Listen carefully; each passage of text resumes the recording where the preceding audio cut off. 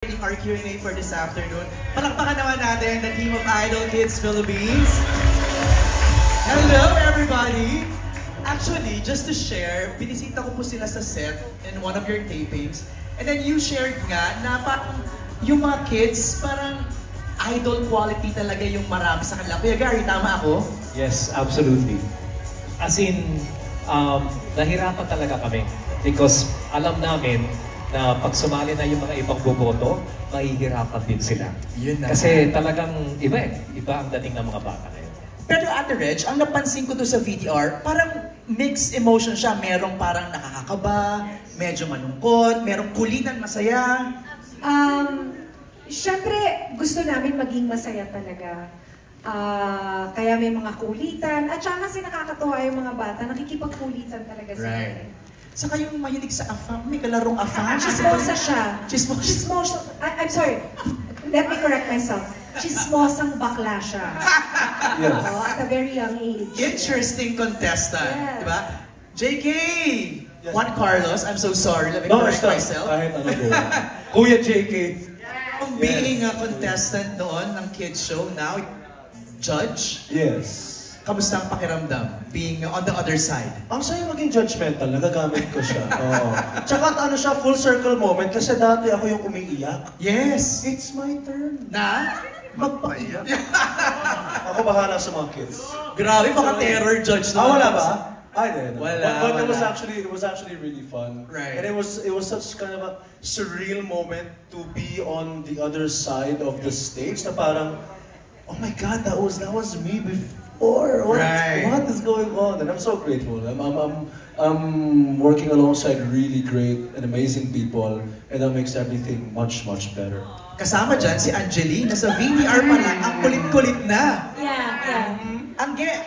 How are you? Yeah. Yun lang alam no? Yeah. May tanong na ba kay MJ? Sorry. Wala pa. Wala pa ba? Binati lang kita, Angeline. Excited ako eh. Excited ka na? Kamusta yung experience bilang hurado ng mga kids?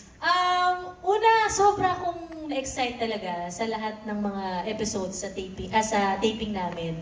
Kasi tama yung sinabi mo kanina kay MJ na iba't ibang mga emosyon kasi yung nangyayari. May nakakatawa, nakakaiyak, nakaka-inspire.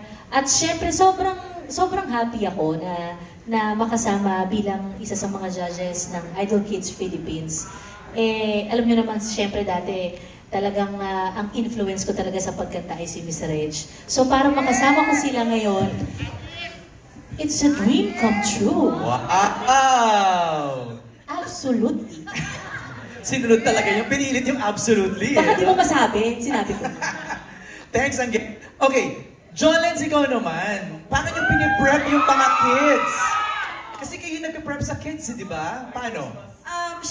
Christmas? Siyempre, kasi syempre dahil meron na tayong nakakasama mga bata sa bahay at marami pang... Ito, hindi mo sila pwedeng i-treat na porket alam mo na mag-alaga ng bata, ganun. Dahil iba-iba sila iba-iba.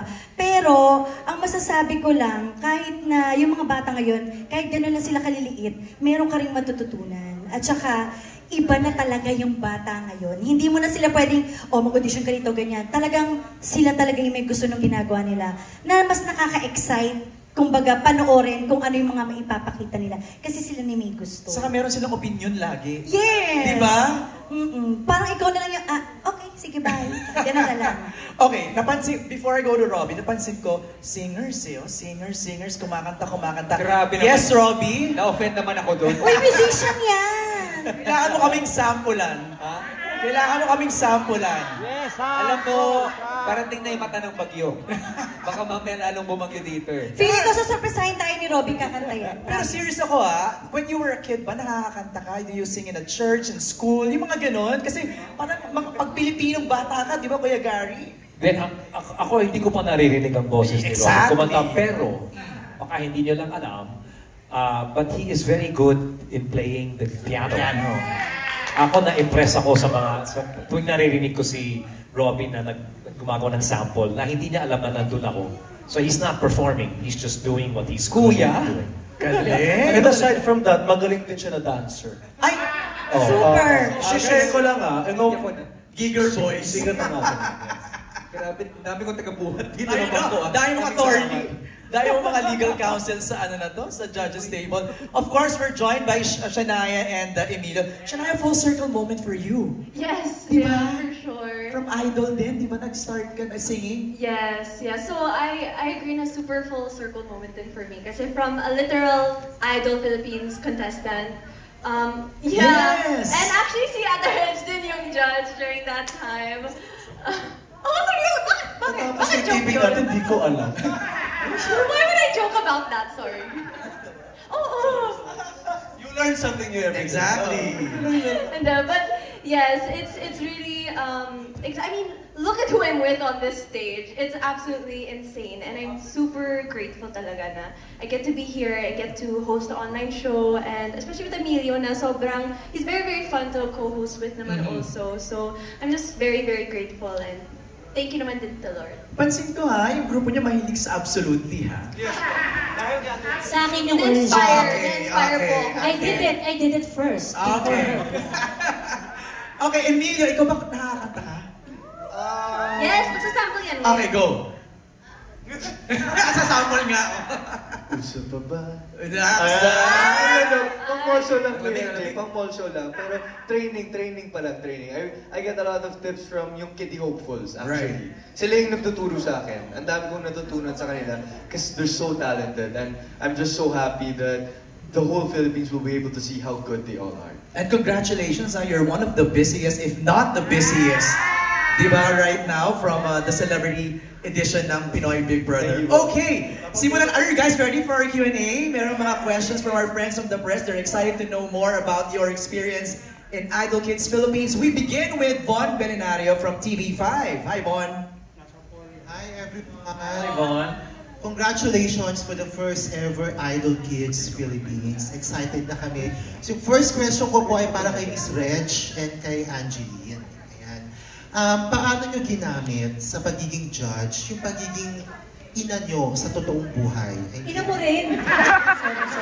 Sorry. Yung pagiging... Tatanong lang. Miss Rich, tatanong lang si Kuya Bon. Sorry. Ate Reg, Idol Kids. Nagulat lang ako. Sorry. Ayun, Miss Reg, paano nagamit yung mother's instinct, yung mother's love, yung mother's compassion sa pagiging kurado? Ako muna. Go, Miss Reg. Doing the audition, I realized that kasi lahat tayo ganito, kasi I've also experienced this. Hindi nakikinig pala talaga yung mga bata. Hindi pala talaga sila nakikinig. Oo, kaya pala yung nanay natin, yung ang kulit-kulit, yung alam mo na, sinabi mo na yan sa akin pero naaalala mo pero hindi tayo nakikinig. So, it's kind of hard to, being a mom, it's hard to balance being a judge and trying to correct them and also try to be sensitive kasi hindi mo naman anak yun Kasi kung anak ko yun, hello, makinig ka sa akin, hindi ko yun anak. So, you need to kind of balance it. And then, like I said earlier, it's because hindi sila nakikinig, not because they want to hurt you or anything, it's just that their span of attention is so short. It's so short, but they absorb. So when they hear an information, they don't know what to do with that information. So I feel like they just absorb it and put it somewhere in their brain. Until sabihin mo ulit, then they'll, sinabi mo na yan! But the brain would say, I still don't know how to deal with it. Right. So you'll keep it there until such time when they're a little bit grown up. Then, I know, ito na pala yun. Then that's how they learn. That's Okay, nice. so yun yung kailangan namin i-balance bilang. Although, like I said, ngayon ko lang yan na-realize so parang may natututunan din ako. Saka remember, itong mga edad nilang to, transformative years nila yan. At saka ito talaga yung age na hindi talaga sila nakikinig. Can I say something? Go Kasi ahead, yeah, Reg, actually, nung bata ako, nakikinig talaga ako. Hindi ko lang sinusundan yung mga sinasabi Oo, yun, ganun But yan. that's parang ganon. Parang ganun. You absorb the information, but Kasi a child's brain is actually like a sponge. So they just keep absorbing information, but they still don't know what to do with it. It's just there. It's just there. But they know it's there. You said that, but I still don't know what to do with that information.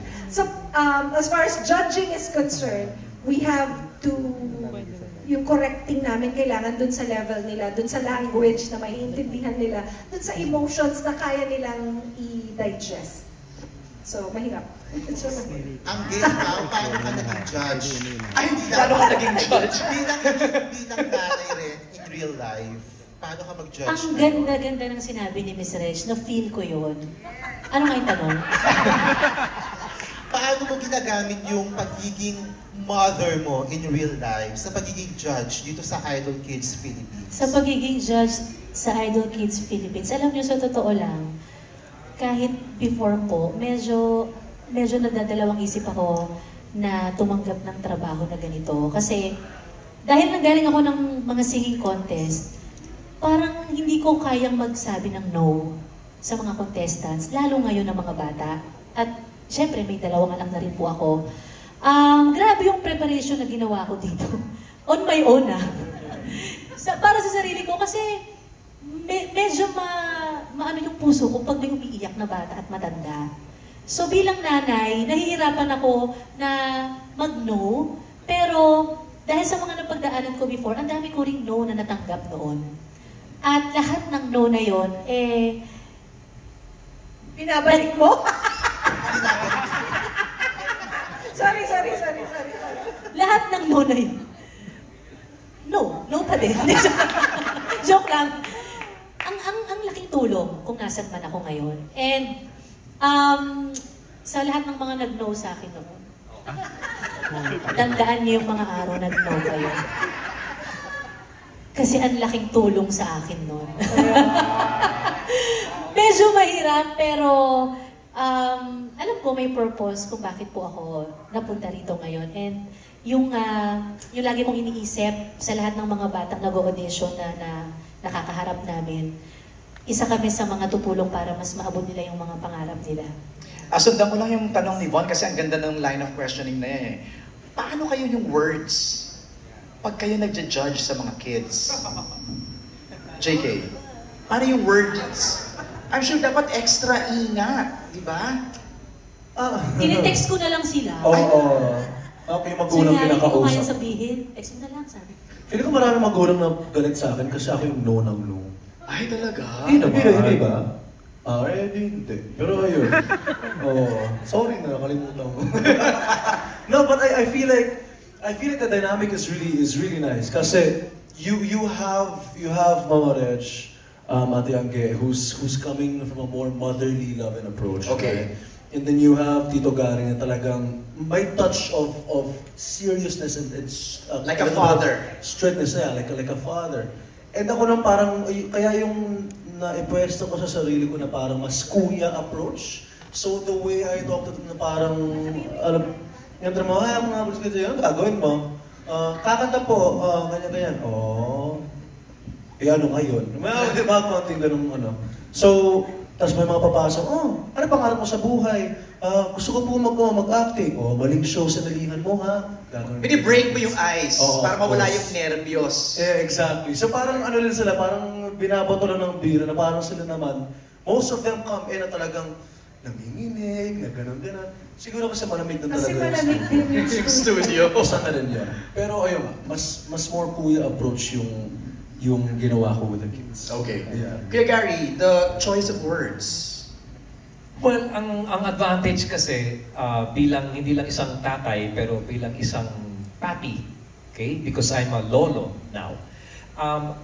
Natutunan ko rin na kausapin ng mga kabataan, katulad ng age ng mga nasa Idol Kids Philippines, yung gagamitin ko ba yung mga salita na how would I say, ano ba yun? Yung bagay dun sa kung saan sila, yung hilig nilang gawin, maliban sa pagkanta. So for example, mahilig mag-basketball. Kung medyo sumablay, parang gano'n yun, di ba sa basketball, kailangan mag-shoot, di ba? Kailangan lahat ng pag-winning shot, kailangan pumasok yun. Kumbaga something that they can understand. They can understand kasi they can relate they can associate it dun sa kung ano man ang ibang kanilang ginagawa. Ganda. You know, that's how I try to do it. But it's not easy. Because more than being hopefuls, these are children and they're developing. So sometimes when you say no, hindi natin alam kung ano paano niya magiging tatanggapin effect, yun. you know? Pero I think na in a way, kailangan din matuto din yung mga kabataan ngayon na minsan when you lose or when somebody says no, mas lalo mong binibigyan ng halaga pag nakatanggap ka ng konting panalo sa buhay. Right. When you receive a yes or a win in life, you treasure that because you know what it is to lose. Then you'll work harder and harder to only get better and better. Doon papasok yung role ng mga magulang. Yeah. Diba, no? Yeah. After, whether they win or not, Diba? the parents should continue guiding them. Yeah. Alright? Von, second question? Second question pa lang yun, no? Grabe, no? Siksik na. Susugin ko na yung sinabi ni Sir Gary. Connect ko na doon. Sir Gary, being a judge dun sa previous season din ng Idol Philippines na mga adult, gaano ka-challenging on your part ngayon to judge Idol Kids Philippines? Ano may mga, ginawa kayong preparations, adjustment, kasi mga bata to eh. Yeah, you know, Von, it's different, kasi the kids today, mas exposed sila ngayon sa kung ano yung pinapatugtog sa social media, all these platforms. So may standard na sila, di ba? Ito yung gusto kong maging. Tapos biglang naapak sila dun sa entablado, biglang no. It's difficult. Nung nagte-taping kami, at least for me, pag uwi ko, o habang pauwi ako, andun ako sa kotse, iniisip ko, ano ba to? How do I continue to play the role that I was meant to play, even if they're no longer a part of the show? At may mga ibang instances na nag-usap kami, and we decided na, okay, we'll continue to support. Ay, wow, galing. Hindi mga ganon. Because it's it's not just a show. It's a show with a lot of heart. And I think that's one thing that a lot of people need today. It's a show with a lot of sincerity, authenticity, and heart. And you cannot just come up with a show for kids, but you have to come up with a show that with the kids and bring out the best in them, whether it's a yes or a no. And that takes a lot. It cannot only take one, it takes the 4 judges, including the entire staff, to really be able to bring out the best in all of them. So it's a bit tough, but I'm glad I'm a part of it. Angge? And this is not just a show. It's a showcase of talent. Ilang linggo mong pinag-aralan yung first, no? Fourth day na yun. Fourth day. Okay ka, Von? Okay na, congratulations po and looking forward to Idol Kids. I hope you enjoy it. Thank you.